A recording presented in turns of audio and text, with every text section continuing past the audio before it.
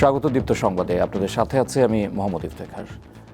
গাজীপুর, টাঙ্গাইল ও সিরাজগঞ্জ মহাসড়কে আজ যানবাহনের চাপ বেড়েছে, ফলে কমেছে গাড়ির গতি। এতে ভোগান্তিতে পড়ছেন ঘরমুখ মানুষ। ঢাকা টাঙ্গাইল মহাসড়কে আজও ধীর গতিতে চলছে উত্তরবঙ্গগামী যানবাহন। বঙ্গবন্ধু সেতুর পশ্চিম অংশের মহাসড়কে সকাল থেকে যানজট সৃষ্টি হচ্ছে। সেতুর গোলচত্বর থেকে কড্ডার মোড়, ঝাউইল ওভারব্রিজ থেকে হাটি কুমরুল গোলচত্বর পর্যন্ত ঢাকা থেকে উত্তরবঙ্গগামী লেনে গাড়ি চলছে বেশ ধীর গতিতে। এতে গন্তব্য যেতে অনেক বেশি সময় লাগছে যাত্রীদের। দর্শক, টাঙ্গাইল মহাসড়কে রয়েছে দীর্ঘ যানজট সৃষ্টি হয়েছে। এতে চরম দুর্ভোগে পড়েছে ঈদে ঘরে ফেরা মানুষজন। সেখানে আছেন আমাদের সহকর্মী সুমন খান। সুমন, আপনি মহাসড়কের কোন অংশে রয়েছেন এবং সেখানকার পরিস্থিতি সম্পর্কে আমাদের জানাবেন।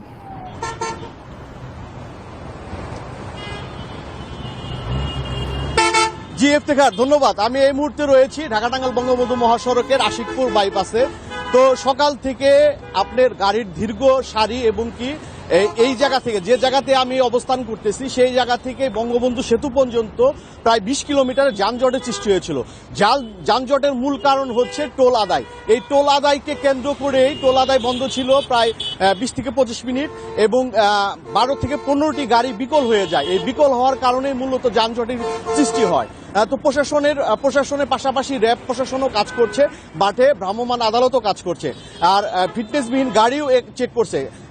যানজটের মূল বেশ কিছু কারণ হচ্ছে ড্রাইভারদের অদক্ষতা, তাদের এই যে ওভার স্পিড এবং কি তাড়াহুড়ো করে যাওয়ার কারণে মূলত এই যানজটের সৃষ্টি হয়েছে।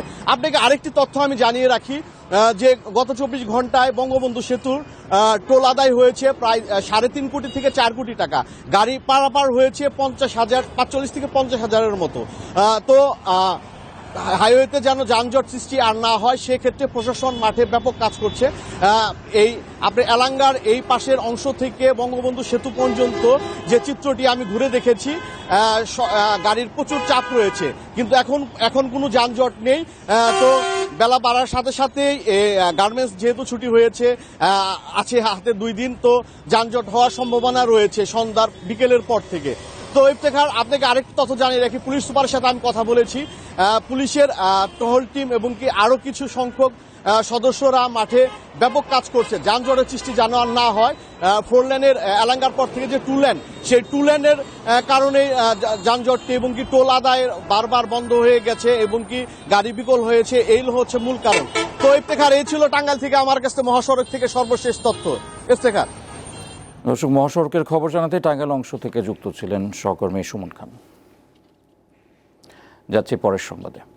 পবিত্র ঈদ উল ফিতরের তারিখ নির্ধারণের লক্ষ্যে আজ বৈঠকে বসবে জাতীয় চাঁদ দেখা কমিটি। বাদ মাগরিব বায়তুল মোকাররমে ইসলামিক ফাউন্ডেশনের সভাকক্ষে এই সভা অনুষ্ঠিত হবে। এতে সভাপতিত্ব করবেন ধর্মমন্ত্রী মোহাম্মদ ফরিদুল হক খান।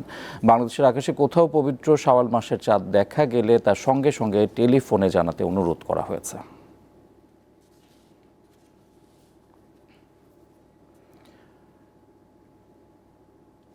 এবারও দেশের সবচেয়ে বড় 2টি ঈদের জামাত হবে দিনাজপুরের গোরে শহীদ ময়দান ও কিশোরগঞ্জের শোলাকিয়ায়।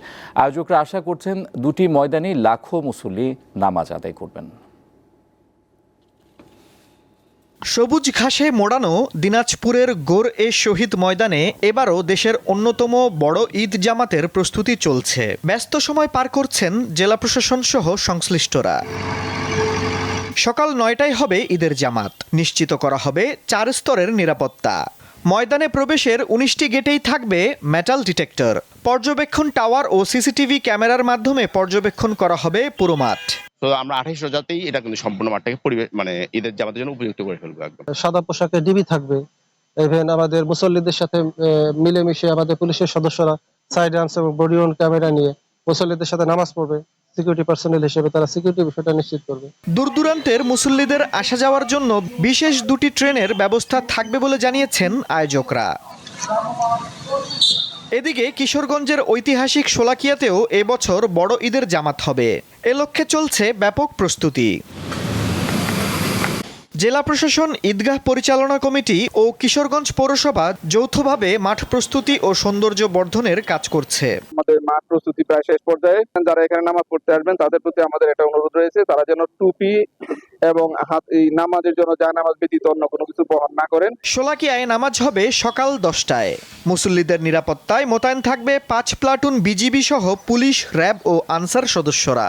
মাঠের যে সুইপিং, নিরাপত্তা সুইপিং ইতিমধ্যে একবার করেছি, আবার ঠিক ঈদের পূর্বেই আমরা আবার সুইপিং করব। আমাদের 4 স্তরের নিরাপত্তা ব্যবস্থা থাকবে। তার মধ্যে আমাদের প্রতিটি এন্ট্রি এবং এক্সিট গেটে র্যাবের সশস্ত্র সদস্যরা মোতায়েন থাকবে। ড্রোনের মাধ্যমে পুরো যে ময়দান, সেই ময়দানে নিরাপত্তা ব্যবস্থা পর্যবেক্ষণ করা হবে। দূর দূরান্তের মুসল্লিদের যাতায়াতের জন্য শোলাকিয়া স্পেশাল নামে 2টি বিশেষ ট্রেনের ব্যবস্থা করেছে রেল কর্তৃপক্ষ। আফরিদ হাসান, দীপ্ত, বার্তা কক্ষ। যুক্তরাষ্ট্র, মেক্সিকো, কানাডার বিভিন্ন স্থানে পূর্ণগ্রাস সূর্যগ্রহণ দেখল অসংখ্য মানুষ। স্থানীয় সময় গতকাল এই সূর্যগ্রহণ দেখা যায়। একে গ্রেট নর্থ আমেরিকান এক্লিপস বলা হচ্ছে। প্রথম আংশিক সূর্যগ্রহণ দেখা যায় মেক্সিকোর পশ্চিম উপকূল থেকে স্থানীয় সময় বেলা 11:07। এর প্রায় 1 ঘন্টা পর মেক্সিকোর উপকূলীয় শহর মাজলটন থেকে পূর্ণগ্রাস সূর্যগ্রহণ দেখা যায়। এ সময় দিনের বেলাতেও কিছুক্ষণের জন্য সেখানে অন্ধকার নেমে আসে। এরপর যুক্তরাষ্ট্রের টেক্সাস থেকে দেখা যায় সূর্যগ্রহণ, তবে দেশটির সব জায়গায় পূর্ণগ্রাস সূর্যগ্রহণ দেখা যায়নি। এরপর কানাডায় দৃশ্যমান হয় সূর্যগ্রহণ। অন্টারিও প্রদেশ থেকে সবার আগে এই সূর্যগ্রহণ দেখা যায়।